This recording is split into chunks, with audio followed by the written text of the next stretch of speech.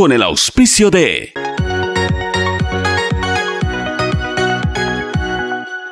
Saludos, bienvenidos a un nuevo programa de leyendas que se transmite este domingo por Radio Centro 101.3 y también en sus redes digitales, y que desde el día lunes está también en el YouTube Pocho Harp y en el Facebook Alfonso Pocho Harp.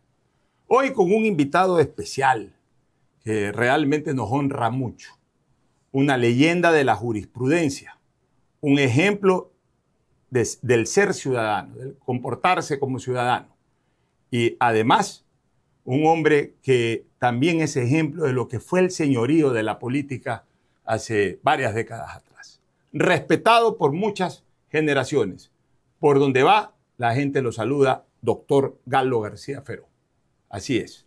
Lo tenemos junto a nosotros acá para iniciar este programa Leyendas. El doctor Galo García es un reconocidísimo abogado, doctor en Derecho, pero fue también ministro al restaurarse la era democrática en el Ecuador. Fue de los primeros ministros que tuvo el presidente Jaime Roldós y posteriormente siguió siendo ministro durante la sucesión bajo la presidencia del doctor Osvaldo Hurtado Larrea. Doctor, un inmenso honor tenerlo aquí. Bienvenido. Muchas Saludos. gracias, muy gentil por la invitación y mucho gusto de poder referirme a una etapa muy querida de la historia del Ecuador. El doctor, obviamente, pues va a cumplir 91 años en cuestión de 3 o 4 semanas, 91 años.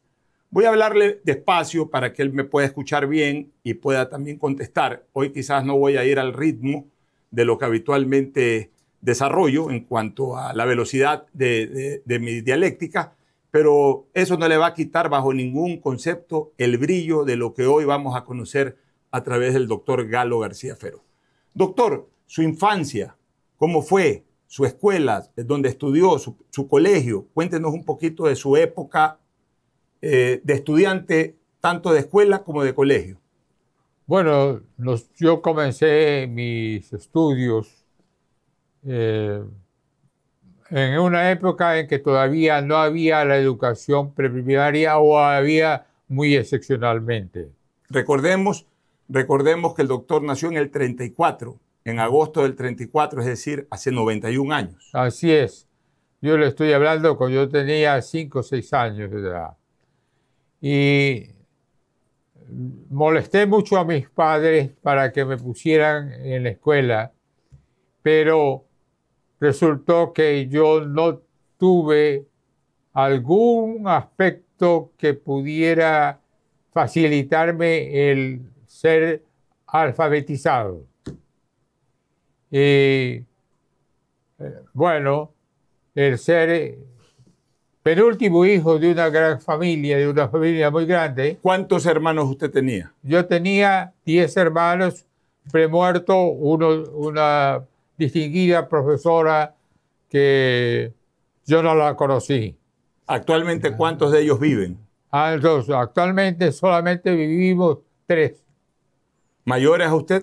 Sí, menor. Una mayor que yo, que es mi hermana Ángela, que tiene 97 años de edad, y otra que es menor que yo y que va a cumplir 89 años en pocos días. En su biografía, doctor, consta que usted estudió en el Instituto Nacional del profesor José Mendoza Cucalón hasta cuarto grado, y en Escuela Letras y Vida de la profesora Amanda Ayala de Larrea terminó la primaria. ¿Cómo eran esas escuelas en esa época? Estamos hablando de finales del 30 e inicios del 40.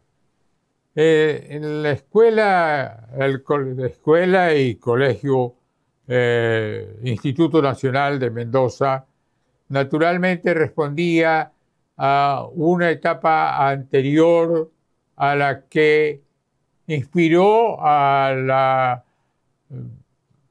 fundadora del colegio, de la escuela Letras y Vida. Yo estudié hasta cuarto grado, pero siempre atrasado. ¿Por qué razón? Porque yo solo accedí a la lectura cuando tenía 8 años y fue por coincidencia que mi mamá tuvo una enfermedad que lo obligó a estar en cama algunos días. Entonces ella desde su cama se dedicó exclusivamente a esta tarea. Y yo salí ya como alfabetizado en la tercera ocasión que me habían matriculado en primer grado, a los 8 años de edad. Fíjense cómo esta anécdota es muy interesante porque el doctor se alfabetiza a los 8 años. ¿Y saben quién fue después del doctor Galo García Feró? El primer ministro de Educación desde que se restauró la democracia en 1979. Ya vamos a hablar de esa parte más adelante. Ahora le quiero preguntar sobre sus estudios en el Vicente Rocafuerte.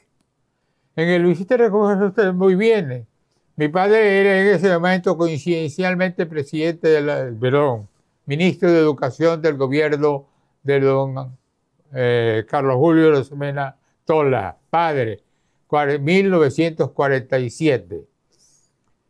El 48 ingresé yo al primer año en el Vicente Rocafuerte, quinta sección. Pero hubo un contrasentido, una refriega, no sé si de qué naturaleza, pero en todo caso el rector del colegio Vicente Rocafuerte o los amigos o más cercanos de él se pusieron en contra de mi padre y amenazaron con retirarse y al mismo tiempo iniciaron una persecución para mi hermano Luis, que estaba en sexto año, y para Galo, que estaba yo en primer año. ¿Y tuvo que salir del colegio? Entonces, mi padre ya terminaba el gobierno a fines de agosto, septiembre, y por eso él pide el traslado de nosotros al Colegio Cristóbal Colón para que nos libráramos de esta mala situación que no era buena para el desarrollo educativo. Entonces, mi hermano, que estaba en sexto año, tenía una presión encima, y yo, que estaba comenzando mi secundaria, igual.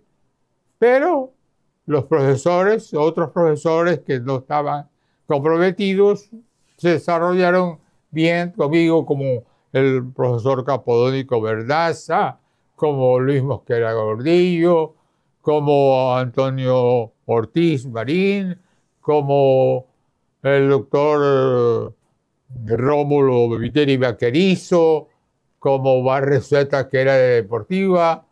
Entonces, simplemente, de manera comprensiva, nos retiraron a nosotros y nos pasaron a un ambiente educativo que pudiéramos desarrollarlo normalmente. De ahí se fueron al Cristóbal Colón. Qué memoria la del doctor, recordar gente de hace 80 años es realmente una bendición. Ahora, yo le quiero preguntar una cosa, doctor. Usted estudió en el Vicente Rocafuerte 1 año o 2 y luego terminó sus estudios de secundaria en el Cristóbal Colón. ¿Qué personas, qué compañeros mayores o de aulas posteriormente trascendieron en la política tanto del Vicente Rocafuerte como del Cristóbal Colón, que hayan sido presidentes o hayan sido ministros? ¿Qué personajes usted recuerda? Bueno, en esa época yo creo que habían algunas personas, pero así que no podría decirles que tengan una actividad política, que vinieron después que yo. Es el caso del doctor Jaime Roldos Aguilera, de León Roldos, que se graduaron naturalmente, que hicieron toda su educación en el Colegio Vicente Rocafuerte y que fueron magníficos alumnos. El hermano mayor, Santiago, había sido un extraordinario estudiante, lastimosamente murió muy joven, y por eso es que Jaime consta en el homenaje de bronce que existe para todos los estudiantes que reciben en diciembre de cada año el premio Vicente Rocafuerte del colegio. Muy bien. ¿Y en el Cristóbal Colón, con quién usted tuvo algún tipo de participación y que después llegaron a ser presidentes o personalidades? El caso del doctor Gustavo de Novoa, por ejemplo. ¿Fue compañero de banca? Pero abajo, ¿no? Él es menor que yo. Ya. Yo era compañero de su hermano mayor, del primero de todos, del doctor Novoa Bejarano, que fue ginecólogo. Fernando. Juan Fernando, que fue ginecólogo y que era un ejemplo de compañerismo, de rectitud, de sencillez, de bondad. Nosotros respetábamos mucho a Fernando Novoa. Me tocó a mí el placer de ser su compañero de banca. Tuvimos un gran afecto y nos graduamos juntos. Qué bueno, doctor. Ahora, sale del Cristóbal Colón y va a la Universidad Estatal de Guayaquil, a la Facultad de Jurisprudencia. ¿De dónde le nació a usted la vocación por el derecho, por la jurisprudencia? A ver, esto comienza en la secundaria. Yo era una persona que tenía aficiones a los números y creía que iba a ser ingeniero. Mis dos de mis hermanos mayores, éramos 4 varones, estudiaron Derecho y mi hermano Luis estudió Química y Farmacia y yo iba a estudiar Ingeniería. Pero sin que esto sea darle las espaldas a las ciencias sociales, al llegar a 5º año, tuve 2 profesores que eran amigos de mis hermanos mayores, pero al mismo tiempo tenían una gran trascendencia por su inteligencia y competencia. El uno era el doctor Santiago Castillo Barredo y el otro era el doctor Teodoro Arizaga Vega. En ese momento no eran doctores, por cierto. Ambos profesores excepcionales, pero no solamente ellos. Yo diría que muchos curas fueron profesores extraordinarios. ¿Cuáles? El padre Bota, el padre Guisato, el padre Menzi, que fue rector en Riobamba cuando yo era ministro de Educación y me invitó a unas ceremonias en su colegio. Yo llegué con 15 minutos de atraso a la ceremonia religiosa. Leí el Evangelio y cuando ya estábamos en las filas, en el patio del establecimiento educativo, él comenzó su discurso y dijo: García, has llegado 15 minutos tarde. Siendo usted ministro. O sea, recordando la vieja época en el colegio. Qué linda anécdota, qué linda anécdota. Pero bueno, regresemos al doctor Santiago Castillo y al doctor Teodoro Arizaga. Magníficos, extraordinarios. Y realmente esto volcó mis tendencias. Y aparecieron naturalmente a flor de labios y de mente lo que tiene que ver con ciencias sociales, como por ejemplo, cuando el profesor Santiago Castillo hablaba de la Revolución Francesa, como por ejemplo, cuando el doctor Castillo hablaba de la política social de la Iglesia con la Rerum Novarum, que luego, ya en pocos años atrás, con Juan Pablo II, él publica otra encíclica de Centésimo Salus para celebrar lo que 100 años antes mejor dicho, León XIII había escrito sobre tan tema tan importante de la doctrina social de la Iglesia, que tiene una proyección política en Europa y en América. Doctor, en la Universidad Estatal, Facultad de Jurisprudencia, ¿qué tal estudiante era usted? Muy bueno. No siempre igual. Pero le digo que aun cuando yo tengo un 10 absoluto en toda la carrera universitaria, Caramba, yo no podría decirle que mis rendimientos en realidad estaban muy de acuerdo con que sea 10. Porque en algún momento usted está como decaído. Y como podría decirle algo estrictamente personal que no tiene importancia, pero sí en la evaluación de un estudiante. Y es el hecho de que usted a veces tiene un profesor luminoso que está hablando y está usted en los cielos, pensando en el romance o en la atracción de alguna persona. Y bueno, lo que le puede acontecer a cualquier persona. Y le cuento algo más. En esa época, entre los profesores de primer año, estaba el doctor Nicolás Castro Benítez, entre otros, que puedo mencionar todos. Mencione cinco de los profesores que más recuerda. A eso me refiero. Allí estaba Jaime Rosos Aguilera, Vicente Chico, Víctor Hugo Borrón Avilés, Carlos Estarellas Merino y Galo García Feró. O sea, esos eran compañeros, estudiantes, los que usted más recuerda. Y profesores. Todos ellos personajes, profesores. Profesores extraordinarios. 5 profesores, 5. Le menciono el doctor Jorge Zavala Querizo, el doctor Leonidas Ortega Moreira, el doctor Humberto Ferretti Romero, el doctor Ángel Felicísimo Rojas, les mencioné, bueno, el doctor Gilbert Aragán Romero, el doctor Leonidas Ortega, el doctor Agustín Villalor, bueno, el profesor realmente extraordinario, con personajes y merecen todos que yo estoy agradecido de todo lo que recibí de esas personas.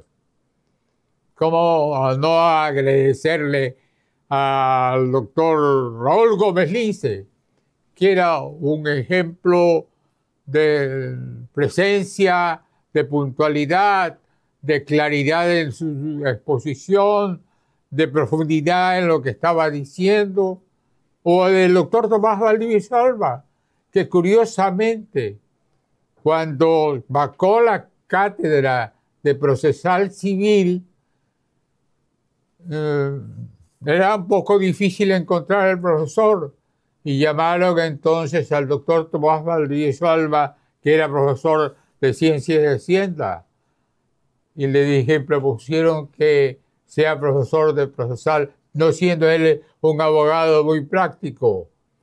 Entonces él dijo, bueno, muy bien, yo voy a aceptar eso, pero necesito 2 meses de vacaciones y los libros de procesal de la biblioteca. Mire usted, se preparó para aquello. Ahora, usted sale ya de la facultad con su título de abogado de los juzgados y tribunales de la República. ¿Cómo fueron sus inicios en el ámbito profesional? ¿Formó parte de un estudio? ¿Armó su propio estudio? ¿Cuáles eran sus socios o los abogados con los que usted se unía para causas? A ver, yo soy abogado de tercera generación. El primer abogado de mi familia es José Miguel García Moreno, uno del siglo XIX. ¿Hermano de Gabriel García Moreno? No hermano de Gabriel. Ni familiar. Diré lo que le contestaba a un compañero de primaria, ¿no? Yo no soy hijo de García Moreno, el presidente, pero sí del patriota. Qué buena anécdota. A ver, entonces... Su abuelo era él. Mi padre fue hijo póstumo de ese señor. Era un abogado ilustre, de éxito, que dejó a mujer viuda con 4 hijos y unos por venir, que era mi padre, ¿verdad? ¿Cómo se llamaba su abuelo? Y ¿Su padre cómo se llamaba? José Miguel García Moreno. Eso, José Miguel García Moreno, 2 del siglo XX. Ya, o sea, Entonces, le hago una pregunta. ¿Coincidió el apellido de su abuelo con su padre? O sea, su abuelo se casó con una señora Moreno y coincidentalmente su padre también con una señora Moreno. Sí, así es. El apellido García Moreno no es un apellido compuesto. Yo tengo primas hermanas, una prima hermana que todavía vive, que es García Moreno, hija del doctor Luis Washington García Moreno, abogado, y de Lidia María Moreno García, que es mi tía, pues, coincidencia de un García Moreno casado con una Moreno García. Bueno, entonces para poner un poco de orden en el árbol genealógico del doctor, el bisabuelo fue García Moreno y el abuelo fue García Moreno. Nace su padre, crece su padre, se casa con la señora Feró y ahí sale García Feró. Entonces ahí vienen ya bien la 4ª generación y estamos en función de la 5ª generación y ya va a salir de la 6ª generación. Y todos abogados. No García Moreno. García. Ahora, le quiero preguntar ahora por su apellido materno, Feró. Ajá. Quiero preguntarle su relación con 2 personajes de la vida nacional. Con uno de ellos después nos vamos a encontrar nuevamente. ¿Qué era usted para Pancho Feró, para Panchito Feró, de J.D. Feró Guzmán? ¿Era familiar suyo? Claro. Primo hermano. José Domingo Feró Guzmán, padre de Pancho, era primo hermano de mamá, pero primos hermanos muy llevados y con mucho afecto, una relación muy grande. Y Panchito Feró, que murió pues pronto realmente, nosotros le dábamos asistencia profesional en la época en que él murió. Bueno. Lo habíamos hecho con su hermano José Domingo Feró Guzmán, Feró Loca, ¿ya? Pepe Feró, que también era radiodifusor. Sí, fueron grandes radiodifusores. Y liberal, ¿no? Yo tuve la oportunidad de ser amigo de Panchito Feró, presidente de AER. Y el otro Feró que quiero preguntarle, porque con ese sí vamos a hablar un poquito más adelante. Carlos Feró Blum. Claro, es Carlos Feró Blum, es hijo de un primo hermano de mi mamá. Al igual que en el caso de Pancho Feró.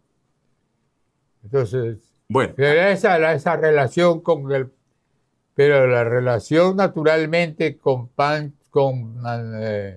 en el caso del doctor Feró Blum, es una relación que nace de la academia. Muy bien. Ajá. La Academia de la Católica con Jaime Roldós, que todo eso produce un trabajo interno en la Católica que se proyecta luego al gobierno nacional. Muy bien. Quiero volver a una parte que no quedó clara. Usted salió de la universidad, sus primeras experiencias profesionales. ¿Tuvo un estudio jurídico? Sí, sí. ¿Usted lideraba o era parte de un estudio jurídico? No, yo era hijo de García Moreno, del doctor García Moreno, y naturalmente... Pero ya claro, mi padre ya no estaba en la época de su apogeo. Él había llegado a un nivel, ya estaba en la época de su descenso, del natural descenso de la vida, que él llamaba el despeñadero de la vida. Piense usted que se trató de un profesor universitario que ocupó todos los cargos de la Facultad de Jurisprudencia y de la Universidad. Subdecano, decano, vicerrector, rector y ministro de Educación.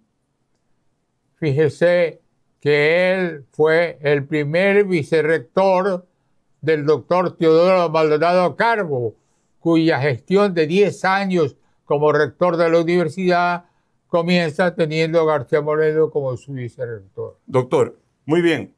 ¿Cuáles eran sus colegas más cercanos cuando usted arrancó la vida profesional? ¿Con quiénes se veía más? ¿Con quiénes trabajaba en conjunto? Mencione Bueno, 2 o 3. sí. Con mis compañeros de estudio, especialmente con el doctor Víctor Hugo Roca Avilés, con el doctor Carlos Estarillas Merino, que estudiábamos día por día. En quinto año, si fuimos un día domingo al teatro, al cine, era mucho. Muy bien, esos eran sus principales panas, como se dice ahora popularmente. A eso se refiere. Ya, ahora vamos.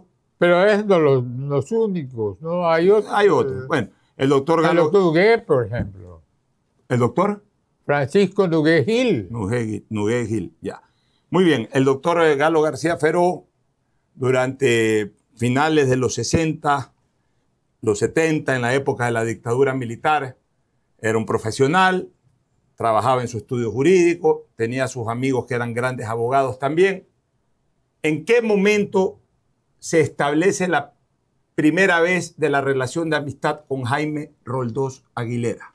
Eso es el comienzo de 1975. ¿Cómo fue? Yo había resuelto no ser candidato a nada en la organización docente administrativa. Pero a mí me eligieron decano de jurisprudencia de la Católica en ausencia, porque yo no concurrí a las elecciones, al día de las juntas de facultad que debía de elegir al decano. A mí me eligieron decano en ausencia y a él y a Jaime Roldós como profesor delegado en el Consejo Directivo. Hasta ese momento no teníamos con Roldós ninguna cercanía que no fuera el conocimiento mutuo de que él era un estudiante y profesor de alta calidad y por lo tanto conmigo no tenía otra relación que de decano o colegas del decanato, pero en ese momento nos convertimos en grandes amigos. 76. El 75. 75. Enero del 75. Ya. Y de allí nació una intensa amistad académica y personal. Le quiero hacer la siguiente pregunta, doctor. En el 76-77, el triunvirato ya anunciaba que íbamos a volver a la vida democrática.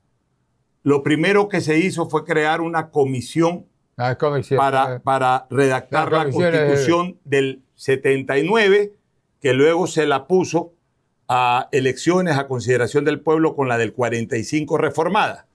¿Usted fue parte de esa comisión de redacción? ¿Fue asesor? ¿Participó? Claro que sí.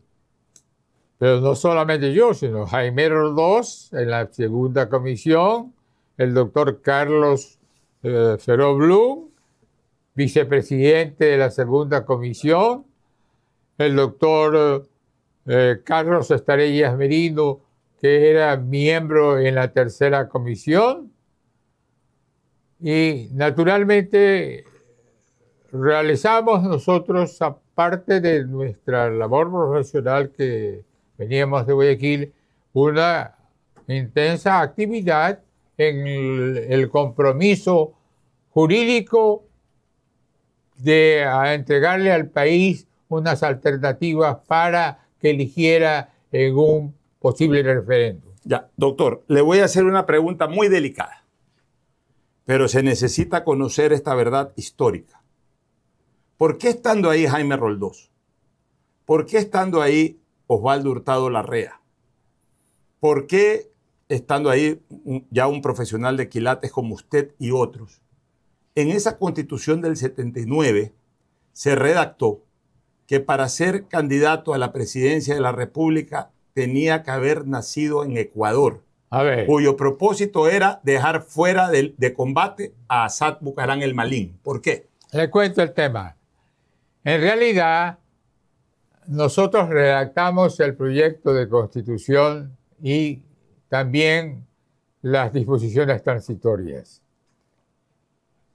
Pero cuando se trató ya de las cuestiones de las disposiciones transitorias, tanto el proyecto de la segunda comisión que presidía Ramiro Borges y Borja y el proyecto de la primera comisión que presidía el doctor Carlos Cueva Tamariz no contenían el requisito de progenie al cual usted se refiere.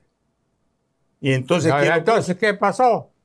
El último día de trabajo, de pronto el triunvirato nos llama, nos convoca, nos invita, mejor dicho, porque eran respetuosos, por lo menos el contraalmirante Poveda, nos invitan al palacio a conversar. Y fuimos llamados. Ese día teníamos una despedida social entre nosotros, ¿no? Entre todas las comisiones.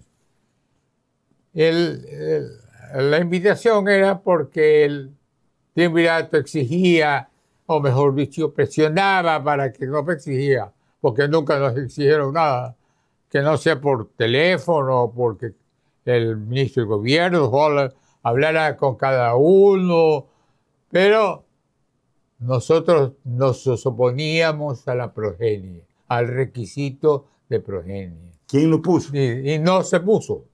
¿Y entonces por qué nosotros no pusimos? ¿Quién lo puso? Nosotros entregamos el proyecto tanto a la primera como a la segunda comisión con disposiciones transitorias que decían lo siguiente, que decían distintos.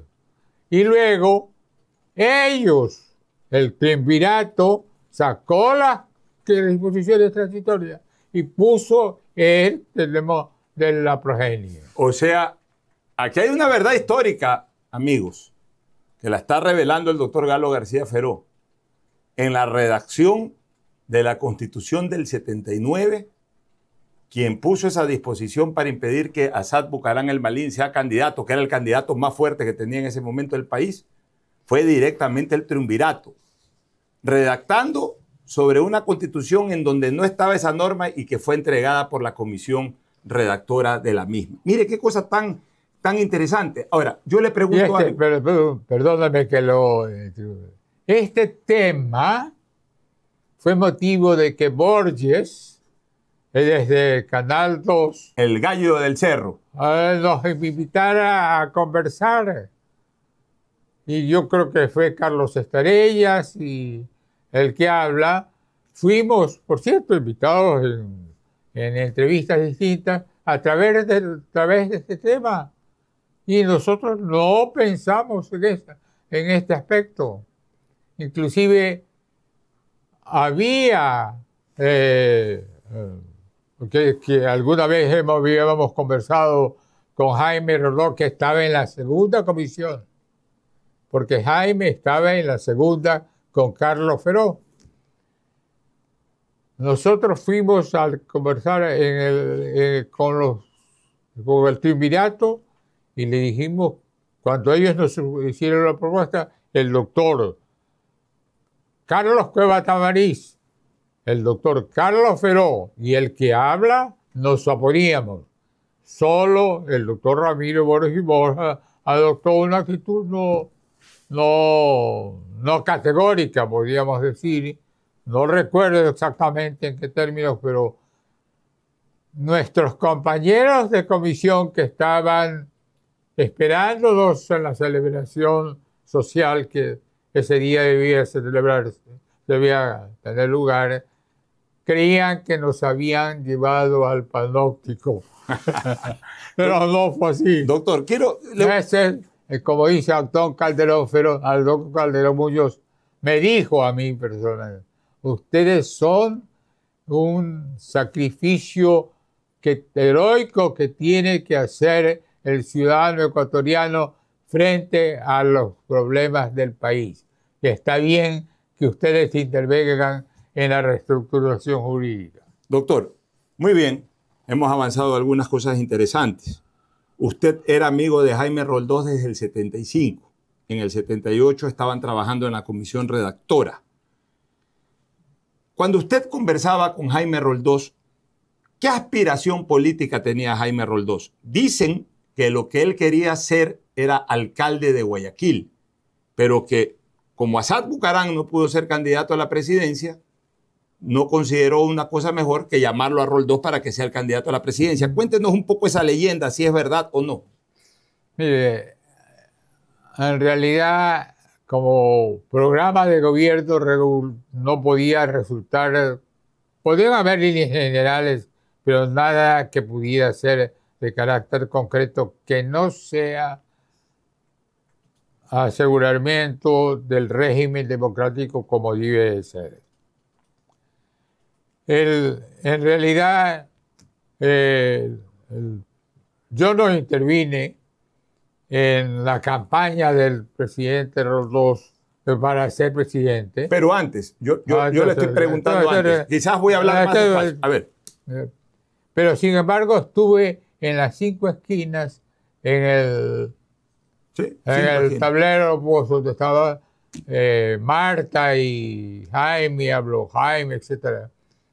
Y salió el grito aquel de Jaime al poder, Bucaram, Jaime a la presidencia. Bucaram al poder. Algo así como en la Argentina, ¿verdad? Claro. En época de Cámpora. Perón al poder, Cámpora al gobierno. Y Marta, cuando oyó que alguno gritaba eso, decía, no, señor, eso no es así. Ahora, le vuelvo a preguntar, voy a hablar más despacio para que usted me pueda entender. En el camino a la candidatura presidencial, Roldós tuvo antes la intención de ser candidato a la alcaldía de Guayaquil. No conozco. No conoce eso. Muy bien. Pero es natural. Es natural. Si él no era candidato a la presidencia de la República, no podía ocupar otra posición así tan elevada como la de ser alcalde. Ya, muy bien. Quiero preguntarle por un personaje que usted acaba de nombrar hace pocos minutos atrás. Abdón Calderón Muñoz. ¿Por qué lo matan a Abdón Calderón? Yo realmente, parece que se le fue la mano pues al quien le debía dar una golpiza. ¿Por qué lo mandan a golpear? Porque estaba pues oposición, yo que sé por qué tanto, yo no estaba tan preocupado de las cuestiones políticas de detalle, pero sí naturalmente de lo que pasaba o podía pasarle con Abdón Calderón, que tenía una magnífica amistad conmigo y que yo lo admiraba mucho como hombre sacrificado de la política. Porque en la muerte, en la última etapa de Abdón, concita un gran respaldo de dirigentes políticos que no lo hubieran tenido antes, porque antes era como una estrella solitaria. Él, en realidad, consigue este respaldo por su tenacidad y persistencia que luego sus hijos logran llevarlo adelante. El FRA. Bueno, doctor, gana las elecciones en segunda vuelta Jaime Roldós Aguilera, se impone con un margen impresionante a Sixto Durán Ballén y el 10 de agosto de 1979 toma posesión de mando, se restaura la democracia ecuatoriana y en ese primer gabinete estuvo como ministro de Educación el doctor Galo García Feró. ¿Cómo fue el momento en que Roldós lo invita a usted a ser ministro? Bueno, antes había mucha otra gente que trabajaba en comisiones para estudiar distintos aspectos del gobierno. Yo integraba una de esas comisiones, siempre fui invitado porque había esta relación tan respetuosa y cariñosa, de calidad y calidez, porque esto es importante mencionarlo desde el primer momento. En el caso de Jaime tenía ese tipo de condiciones, tenía conmigo una gran relación.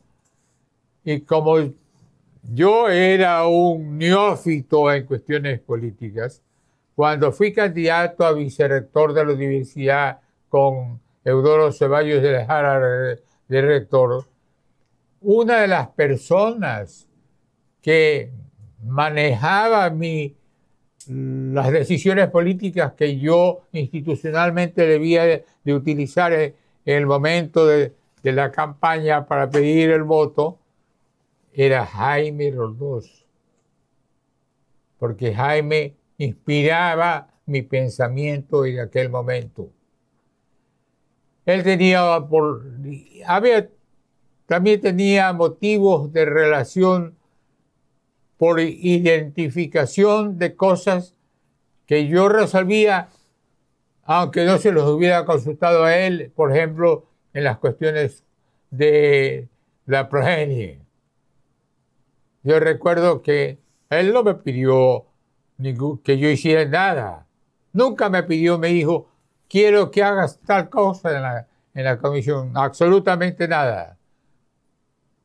Pero en un momento dado, en un sábado, me pidió reunirse conmigo para saber qué pensaba cuando ya yo había resuelto en el sentido que él quería que sea, pues, por este aspecto de la progenie. Por cierto que en eso todos estábamos de acuerdo dentro de la primera comisión jurídica. Entonces, desde ese punto, yo le diría a usted que Jaime tenía una gran decisión por que las cosas sean de la más recta posible. Ya. ¿Y en qué momento le dice a usted para ser ministro? Se demoró. En la última semana, cuando ya se anunciaba el gabinete, no aparecía que yo estaba designado, era designado o me había propuesto. A mí no me propuso. El día sábado anterior a que sea del 10 de agosto, me llamó al teléfono a proponerme el Ministerio de Educación. Ahí es cuando Vladimiro Álvarez decía, Galo, a mí me preocupa esto de que a usted no lo hayan designado ministro y lo que me preocupa es que a usted le hubiera dolido. Y como a mí no me inquietó el que no me llamara, pues están las cosas. Ya, ahora le pregunto, usted durante el tiempo de presidente electo de Jaime Roldós, ¿usted andaba con él? ¿Era de su círculo íntimo o usted estaba distante a Roldós en el contacto? No, sí, yo podría decir lo que estaba en un círculo semi-íntimo, digamos. Ya, porque decir, no era del equipo que trabajaba al pie de él como Neiva Rinego, por ejemplo, que fue el primer subsecretario de Educación. Muy bien. Ya, pero eso no significaba que no estábamos íntimamente vinculados. Ahora, llega el gobierno de Roldós, 10 de agosto del 79, se posesiona el presidente Roldós y usted asume el Ministerio de Educación. ¿Cómo encontró usted la educación en Ecuador en 1979 y qué avances a favor de la educación usted pudo desarrollar desde el ministerio? Ya. Hay algunos aspectos que son muy importantes. Desde antes de llegar propiamente al ministerio en ese lapso, prelaxo, entre el día que me propone que sea ministro y el día que me posiciono como ministro. Jaime tenía ideas fundamentales que tenían que hacerse dentro de la educación. Una cosa fundamental en el pensamiento de Jaime y que estaba en la necesidad de resolver es el Plan Nacional de Desarrollo de Alfabetización. Porque teníamos un déficit de analfabetismo, es decir, constituía el analfabetismo, 21,9% de las personas que debían estar alfabetizadas ¡Qué barbaridad! en el Ecuador no estaban alfabetizadas. ¡Qué barbaridad! Y teníamos aquí, en Quito ya, al presidente Mbow, el director ejecutivo Mbow del UNESCO, que estaba interesado en el Plan Nacional de Desarrollo que había sido mencionado, Plan Nacional de Alfabetización, que había sido mencionado por el presidente Roldós en sus discursos. Y entonces, naturalmente, ese es un primer gran trabajo que teníamos que hacer, pero con sentido democrático y de respeto a las comunidades. ¿Cuánto bajó? ¿Cuánto bajó en porcentaje el analfabetismo? Bajó enormemente, desde el 5,2% anual. Muy bien. Yeah. ¿Qué otras cosas usted recuerda desde el ministerio en cuanto al avance educativo? Avance educativo, el inmenso número de profesores. Porque a mí me tocó el privilegio de gobernar el presupuesto más alto de educación, que no sé si haya sido porcentualmente superado. La Constitución del año 79 indicaba lo que el porcentaje del presupuesto que tenía que ser cubierto para educación. Y en mi responsabilidad ministerial me cortó en el año 80 una cantidad de ingresos disponibles que se ejecutaron, por cierto, de señalamiento constitucional. ¿Para qué? Para alfabetización con el apoyo de la UNESCO, para el aumento y mejoramiento de la educación técnica, para la cual estaba en camino desde el gobierno anterior, con un contrato, con un convenio de suministro del BID, el tema de aumentar el magisterio nacional, el tema de la masificación del deporte, el tema de dar la educación bilingüe y bicultural. Todo eso se avanzó. Todo. Ahora, le pregunto una cosa, doctor. ¿Por qué dejaron que el MPD se tome la educación? De repente los dirigentes del MPD manejaban a los profesores, eran los profesores. Se comenzó a educar al pueblo ecuatoriano en niñez, infancia, adolescencia, con mucha doctrina de extrema izquierda. ¿Por qué pasó eso? ¿Perdón? Le repito, debía haberlo hecho más. Usted me dice que hay... ¿Por qué se permitió No. que el MPD tome el manejo de la educación? No es eso. A ver, cuéntenos. Lo que pasa es que nosotros tuvimos no un Ministerio de Educación solo para que el ministerio haga, sino para que exista un trabajo mancomunado con muchas instituciones, universidades, consejos provinciales, consejos cantonales, instituciones como por ejemplo las comunidades indígenas. Entonces no se trata la UNE que era mala palabra, la UNE trabajaba conmigo. Y trabajaba, no en días solamente, trabajaba para la publicidad trabajábamos el día sábado, Pero eran revisando problemas de educación. pero eran del MPD ellos. Pero no, MPD, no, pues, señor. No, una cosa es lo institucional y otra cosa es lo de los partidos. Que el MPD se haya infiltrado mucho en los sectores directivos, educacionales, eso es incontrolable. ¿Algún colegio que usted recuerde que se formó, que se inauguró en el gobierno de Roldós? ¿Algún colegio, alguna unidad educativa? Bueno, en las unidades educativas estaba prohibido utilizar el nombre de Jaime Roldós y de Marta. Ya, pero digo... ¿Por qué? Todo el mundo quería llamar, esa es una manera de ser, llamar a Jaime Roldós y Marta a los establecimientos educativos. Y yo entonces hablé con Jaime y dije, mira Jaime, tenemos estas, ¿cuál quieres tú que sea la política que yo adopte sobre este tema?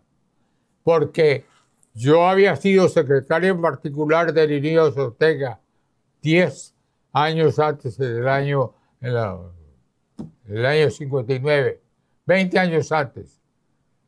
Y el doctor Lenídas Ortega se negó a ponerle el nombre de un arzobispo en Bolívar porque él decía, todavía el arzobispo está vivo. Yo no sé cómo será hasta el día de su muerte. Es verdad.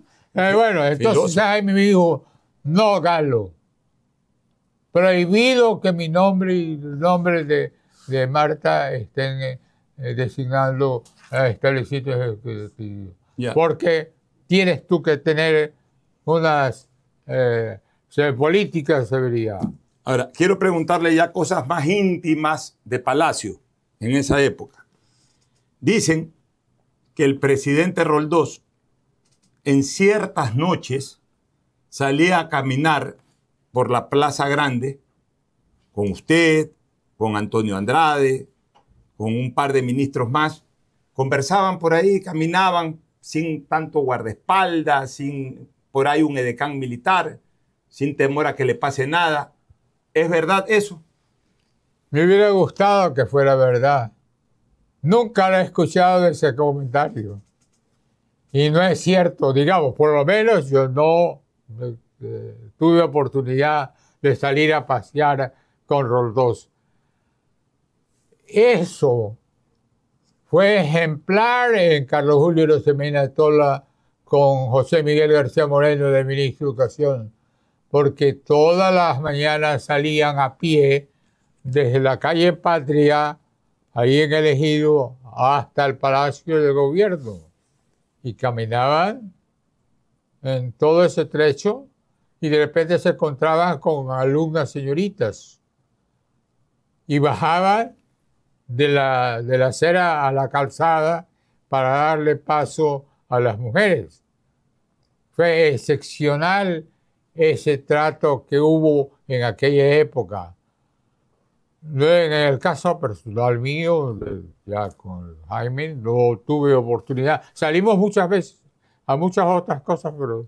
Bueno, ciertas personas no es cierto. que sí formaban parte de esas caminatas me la contaron en algún momento. Ahora, hubiera sido... Bueno, ahora quiero hacerle otras dos preguntas de esa época. ¿Por qué la pelea o pugna entre Assad Bucarán y Jaime Roldós? ¿Ah? ¿Por qué se dio la pugna entre Assad Bucarán y Jaime Roldós? Bueno, porque resultó que el señor Bucarán integró o era uno de los líderes de toda la oposición que se hacía en el Palacio Legislativo contra el presidente Roldós. Pero la motivación, ¿cuál era? Yo no había conversado con el señor Bucarán, no había tenido oportunidad de hacerlo, sino después de la muerte de Jaime. Él se alió, podría decirse, con todos aquellos que naturalmente podrían ser oposición del presidente Roldós. Un poco el que Jaime no haya dado, y Jaime y Marta no hayan dado paso a aquello de Roldós al gobierno y Bucaram al poder. Ya, pero usted No dice, se daba eso. ya, pero usted dice Jaime y Marta. Mire la frase que usted utiliza, Jaime y Marta. Y esto engancha con la pregunta que yo le iba a hacer. ¿Es cierto que el poder tras el poder en el palacio era Marta Bucaram de Roldós? Muchas cosas las decidía ella. A ver, podía ella pedir, pero el presidente Roldós no autorizaba las cosas. Así no llegaba al despacho del ministro. O si llegaban, el ministro resolvía como lealmente creía que tenía que resolver. Pero era indiscutible que había una gran sintonía del pueblo ecuatoriano con Marta. Yo he asistido a algunos actos con Marta y naturalmente era testigo de esa manifestación de identificación que había. Y podría ser que en el futuro Marta hubiera sido un proyecto político que no es que Jaime y lo programaba o condicionaba a su gobierno a hacerlo. Es decir, Jaime era toda delicadeza para tratar las cosas, pero era muy indeclinable en el mantenimiento de lo que debía ser su gobierno. El primer día de gobierno tuvimos al día siguiente, al primer día anterior al laborable, un gabinete y había unos grupos políticos manejados por Jaime, por Marta, que quisieron que sean atendidos por el presidente de la República. Y el presidente se negó a que se suspendiera la sesión o en la sesión aparezcan otras personas a opinar. Es decir, él quería con una leal y manifiesta delicadeza a su señora, la trataba con ese sentido, pero otra cosa era el que él resolviera en un determinado servicio. Las cosas las resolvía él, escuchaba el criterio de Marta, lo consideraba muy inteligente, lo consideraba muy apropiado, pero podía ser que él tuviera otra idea. Doctor, comienza a surgir en el Congreso Nacional, que en esa época se llamaba Cámara Nacional de Representantes. Así es.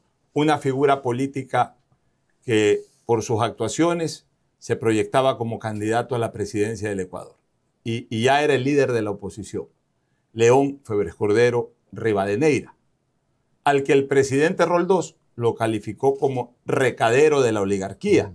Así es. Y Alfredo Pino Argote estableció dos grupos, calificó a dos grupos, al grupo de León Febres Cordero, de Carlos Julio Arosemena, de Asad Bucaram, de Otto Arosemena, los patriarcas de la componenda, y a los que estaban a favor de Jaime Roldós, los perros en canoa. Fueron frases que utilizó en su momento Alfredo Pino Argote, que en paz descanse. Muy bien. Dentro de esa tarea opositora de León Febres Cordero, en 1980, habrá sido abril, mayo de 1980, se da un célebre juicio político a su primo, que lo habíamos recordado primero en la instancia familiar, Carlos Feró Blum. 61. No, 80. El 81, bueno, ahí era, bueno, Carlos pero Feró era el creo ministro de Gobierno. No creo que interpeló León en ese momento. Era el ministro de Gobierno, Carlos Feró, Claro, cuando sacó lo de las muñecas. pero en ese caso fue el 81. Pero antes de morir Roldós. No, ya estaba muerto. Era ministro de Gobierno en prolongado, naturalmente, como nosotros, en Carlos Feró ya era ministro de gobierno de Hurtado. Hurtado. Muy bien. Bueno, entonces, vamos más adelante a ese tema. Entonces, vamos cronológicamente. ¿Qué pasó el 24 de mayo de 1981? ¿Usted cree que fue un lamentable accidente o cree que hubo mano oscura en ese accidente? Yo no podría definirlo realmente, porque sin que mi pensamiento sea veleidoso, el tiempo que con posterioridad he visto tantas cosas que nos trae la cinematografía. Asunto es como el hecho de que la CIA haga que necesitaban una embajadora para ir a determinado sitio con un determinado criterio, pero esta profesora académica tenía un marido y no podía ella aceptar esa embajada en esas circunstancias. Más tarde el marido tiene un accidente inexplicable, pero muere. Entonces ya la causa para que la embajadora vaya al sitio que era necesario atenderlo de acuerdo con sus condiciones académicas, ya no había el óbice. El marido había muerto, estaba libre, podía ella efectivamente. Y luego, en otro gobierno, aparece que el jefe de seguridad de Casa Blanca tiene o mantiene una determinada línea de ingresos económicos de venta de armamentos o algo así, para poder dar un apoyo económico o de armamentos a unos revolucionarios o una línea política en uno de los países de Centroamérica. Es famoso el caso, ¿verdad? Y entonces resulta que el dinero mal habido de esta línea lo utilizan para que se pueda fomentar el triunfo de la actividad política de ese otro grupo político para que se haga la transformación política en ese país centroamericano. Ya, pero Eso estaba en el plano de la cuestión que se divulgó y realmente es una cosa inimaginable, pues. ya, pero volviendo al tema del accidente del presidente Roldós, un poco como que nos fuimos un poquito de la pregunta realmente. ¿Qué piensa usted que pasó en ese accidente? Eso es lo que le digo. Al comienzo yo no tenía ninguna menor duda de que eso hubiera sido un accidente. Lamentablemente accidente con un piloto tan serio y competente como era el que actuó en esa oportunidad y tuvo esa caída de 1 metro, se produjo la muerte de todo el mundo. ¿La investigación le dejó dudas? Las investigaciones no daban para ir más allá. Este no es un tema que yo podría decirle a usted, aunque era ministro de gobierno, no era un ministro de gobierno que se metiera en lo que no tenía que meterse. ¿Usted cuando muere Roldós era ministro de gobierno ya? No. Yo fui ministro de Educación hasta el año 2000, septiembre del 2001, porque el ministro de Gobierno del 81. Fue Carlos Feró Blum hasta septiembre del año 71, en que cayó y que entonces ahí yo paso al ministerio ahora, con el desagrado de los profesores que no querían que saliera de la tarea. Bien. ¿Dónde lo cogió a usted la noticia de la muerte de Jaime Roldós? Estudiando en mi casa, preparado para ir a una sesión del Consejo Provincial del 24 de mayo del... ¿Quién le da la noticia? ¿Ah? ¿Quién le da la noticia? Me llama Alexandra Vela para avisarme del problema. Qué pena. Yo salí inmediatamente, pues ya no había... Bueno, viene Hurtado. Se posesiona esa noche el presidente Hurtado, la noche del 24 de mayo. Se hacen las honras fúnebres que fueron realmente masivas, fabulosas, tanto para el presidente, la primera dama, como el resto de la comitiva que falleció en ese accidente aéreo. Pero comienza a gobernar Hurtado. ¿Y qué le dice Hurtado a los ministros? ¿Cómo? Comienza, ya enterrado Roldós, a ver, comienza a gobernar Hurtado. Un momentito. Sí. El tema es, no me refiero al caso de una obligación tradicional, jurídica, de que una misión del vicepresidente de la República es asumir la presidencia cuando va a acabar. Así es, eso estaba porque claro. Él ha jurado cumplir con eso. Sí. No, eso está claro. Entonces, ya no necesitaba ninguna posesión. Por supuesto. Entonces, pero comienza... muerto el presidente, él asumía la presidencia. Ya, ok. Comienza a gobernar. ¿Cómo le dice a los ministros de Roldós continúen?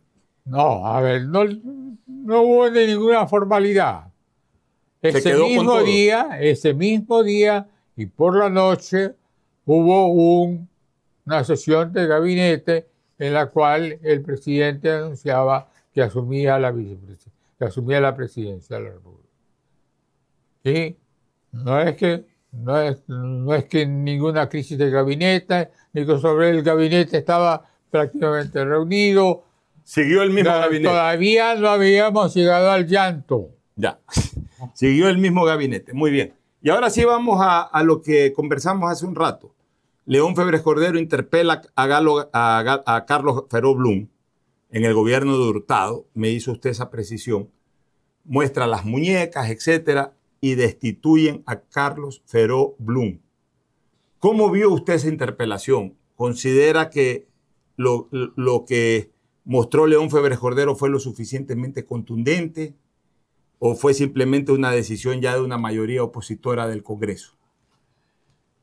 No fue del Congreso solamente la maniobra, sino del comando policial que vio con disgusto, con desagrado la actitud del ministro de Gobierno.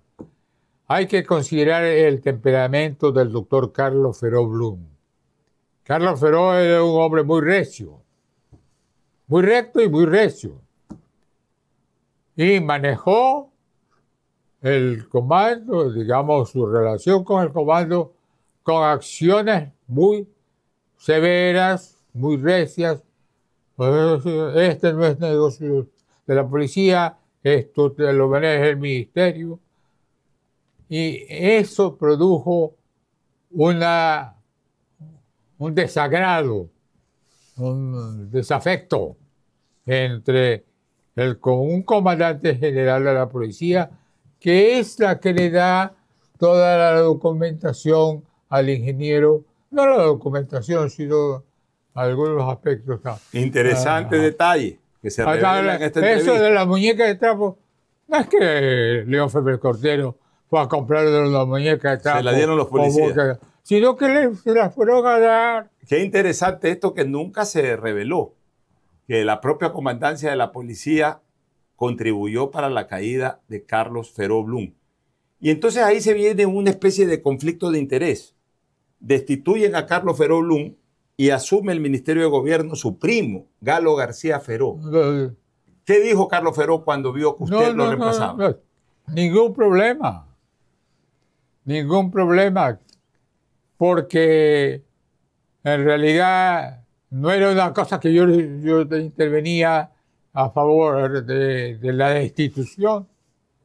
Yo estaba lejos de la destitución.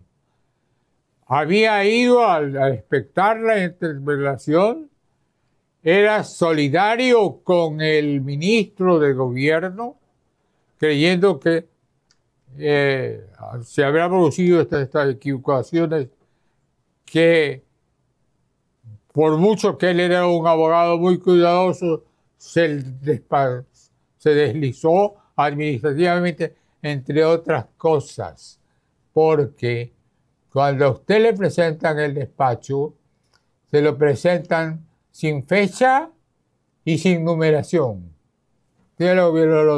Después, bueno, y entonces resulta que usted firmó tal día, pero le pusieron el sello del oficio, la fecha y la numeración que corresponde a otro momento. Mire usted, qué detalle. La burocracia. La burocracia siempre fue igual. Cuando trata Carlos Feró de explicar así coloquialmente el tema, dice lo que es a veces la imponencia del temperamento de un ministro frente o de un jefe frente a sus subalternos, porque los subalternos a veces tienen temor de la reacción del persona a la que le están pidiendo la firma y no controlan este tipo de cosas. Doctor, entonces, ya a mí con fecha me traten el documento con fecha y sello. Muy bien, así tenía que ser. Doctor, pasa el tiempo, se devalúa mucho el gobierno de Osvaldo Hurtado, crece la figura de León Febres Cordero, crece la figura de Rodrigo Borja, etc. Pero yo le quiero hacer una pregunta a usted, que era el ministro de gobierno en ese momento. Año 83, asume la presidencia de la Cámara Nacional de Representantes un diputado de Los Ríos, Gary Esparza. Y se dice que una parte de la negociación para que Esparza sea el presidente de la Asamblea fue el reparto de las aduanas. Y por ahí sale algún asambleísta del CFP, diputado en esa época, que molesto por alguna pregunta del periodismo, dijo que ellos no querían la migaja, sino que querían la troncha. No, pero eso no lo dice Gary Esparza. No, lo dice otro, de la cadena. De la cadena lo dice. Pero se habló siempre de que la negociación en la Cámara de Representantes para que sea presidente Esparza tuvo como parte fundamental la entrega de las aduanas. ¿Qué hay de verdad? No hay ningún convenio en ese sentido. Nunca hubo. No hubo ningún convenio en ese sentido. Que Gary Esparza haya tenido posibilidades de hacer un trabajo que convenga coincida con el gobierno, no significa que se refiera a esos intereses económicos. Efectivamente tenía posibilidades de acceder, de tener influencia, de hacer tal cosa o tener tal puntos de vista para poder trabajar. Pero no significa que aquí le entrego a usted todo para que gobierne. Ya. ¿Y por qué entonces de la cadena, creo que era Rafael el nombre, Rafael de la Cadena, sale con esa declaración? Porque cuando el periodismo le pregunta cómo está la relación con el gobierno de cara a la elección de Esparza, que era el candidato del gobierno, de la Cadena, vuelvo a repetir la frase, dijo, están las cosas mal, porque nos quieren dar migajas y nosotros no queremos las migajas, sino la troncha. ¿Cuál era esa troncha que ofrecía el Bueno, gobierno? la declaración de ese caballero, de ese señor... Sí la recuerda, ¿no? ¿Ah? Sí la recuerda, que lo dijo. Sí, sí, sí. Sí lo recuerdo, pero no recuerdo la frase porque es gráfica, ¿no? Yo quiero la troncha. Pero no había tal. No había troncha. No había troncha, pues. Que había migajas. Que podía... Piense usted que el gobierno tuvo que dar término a esa relación y el gobierno fue firme.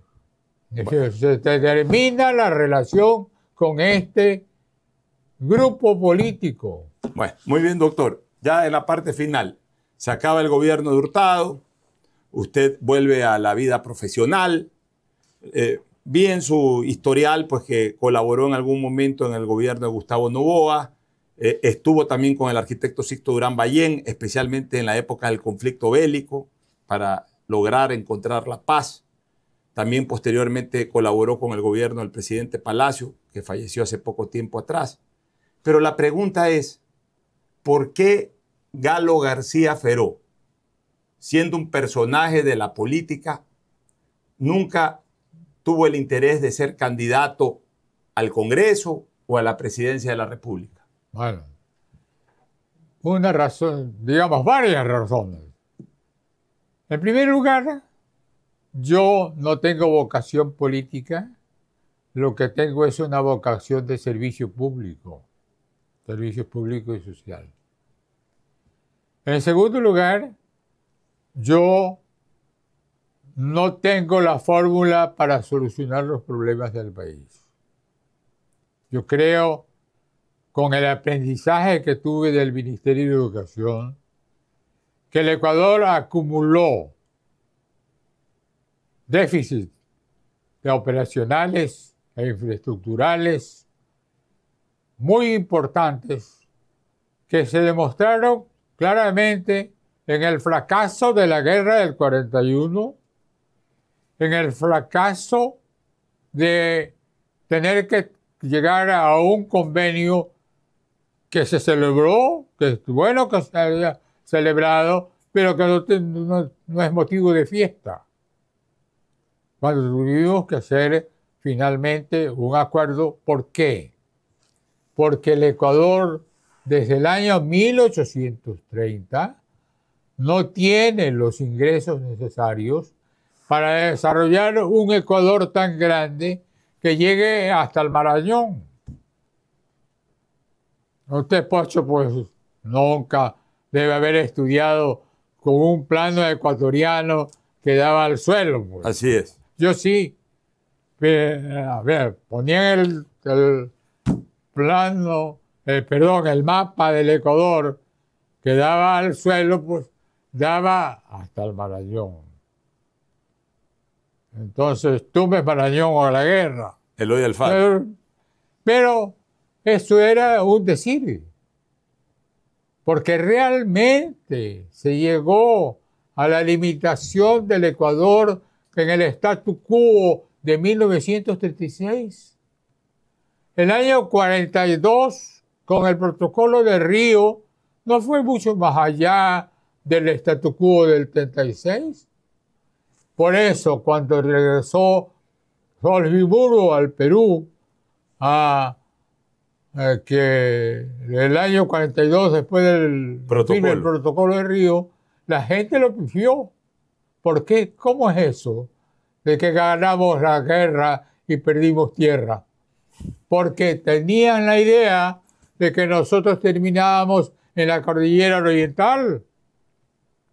Yo he visto el mismo libro de geografía que estudiamos con Juan Fernando Noboa el año 49 y el libro que yo vi como profesor de Derecho Internacional aquí en Guayaquil, en la Academia de la Universidad, y el economista Robo va a mi oficina y me lleva el mismo libro de geografía que nosotros habíamos estudiado. Lindo libro.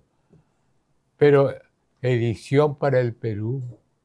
Y esa edición para el Perú daba a un Ecuador que terminaba en la guerra oriental. Muy bien. Así es, mi querido doctor. Bueno, hemos recorrido su vida, hemos recorrido parte de la historia del Ecuador desde que se restauró la democracia. Hemos recordado a personajes con los que ya no podemos hablar, como por ejemplo el presidente Jaime Roldós. Y hemos descubierto algunas cosas que usted las vivió y hoy las transmitió. Le quiero agradecer, doctor. Usted es una leyenda del buen comportamiento ciudadano. Usted es una leyenda de lo que es ser un señor en la política y, por supuesto, una leyenda también en la vida profesional. Un abrazo. Muchísimas gracias. Déjeme saludarlo. Siempre le dije a usted cuando lo encontraba que era un honor saludarlo y hoy no es la excepción. Fue el doctor Galo García Feró, como ya mencioné, un hombre histórico dentro del Ecuador. El próximo domingo estaremos con una nueva leyenda.